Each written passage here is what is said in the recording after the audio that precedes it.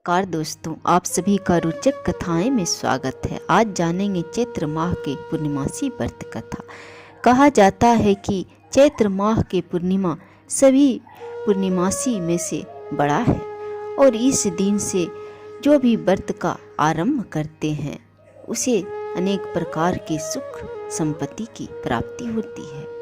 इस दिन भगवान हनुमान जी का जन्मदिन है और इस दिन बड़ा ही धूमधाम से भगवान हनुमान जी का जन्म उत्सव मनाया जाता है।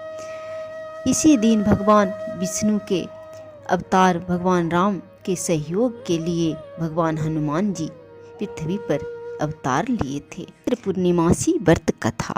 पौराणिक कथा के अनुसार एक नगर में सेठ और सेठानी रहते थे। सेठानी रोजाना भगवान श्री हरि की पूजा और आराधना करती थी।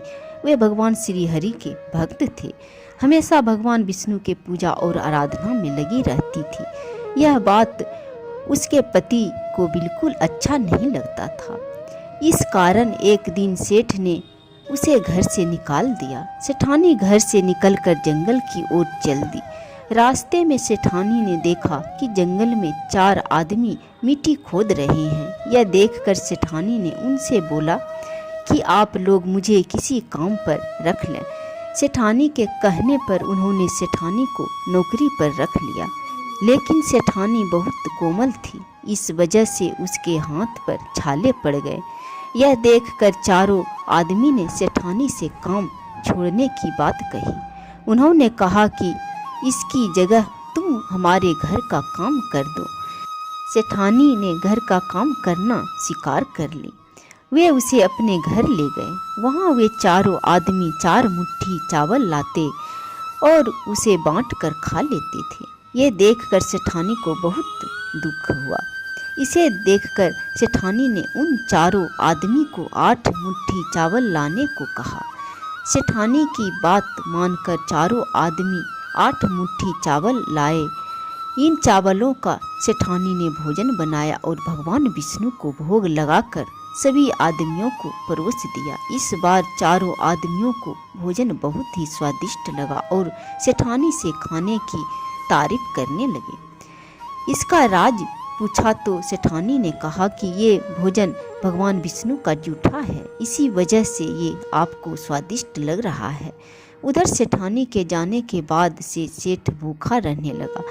आसपास के लोग उसे ताने मारने लगे कि ये पत्नी की वजह से ही खाना खा रहा था।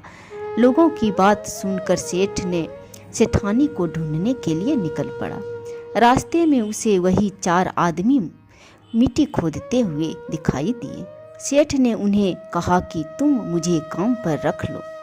तब चारों आदमी ने उसे भी काम पर रख लिया, लेकिन सेठानी की तरह मिट्टी खोदने से सेठ के हाथों में भी छाले पड़ गए। ये देखकर उन्होंने सेठ को भी घर का काम करने की सलाह दी। सेठ भी उनकी बात मानकर उनके घर चल दिए। घर पहुंचकर सेठ ने सेठानी को पहचान लिया, लेकिन सेठानी घूंघट में होने के कारण सेठ को पहचान नहीं पाई। हर दिन की तरह इस बार भी सेठानी ने भगवान विष्णु को भोग लगाकर सभी को खाना परोस दिया, लेकिन जैसे ही सेठानी सेठ को खाना परोसने लगी तो भगवान विष्णु ने सेठानी का हाथ पकड़ लिया और कहा कि ये तुम क्या कर रही हो। सेठानी बोली, मैं कुछ नहीं कर रही हूँ, मैं तो भोजन परोस रही हूँ। भाइयों ने सेठानी से कहा कि हमें भी भगवान विष्णु के दर्शन कराओ।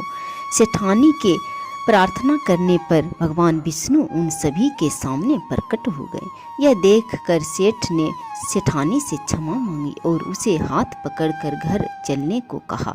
तब चारों भाइयों ने बहन को बहुत सारा धन देकर विदा कर दिया।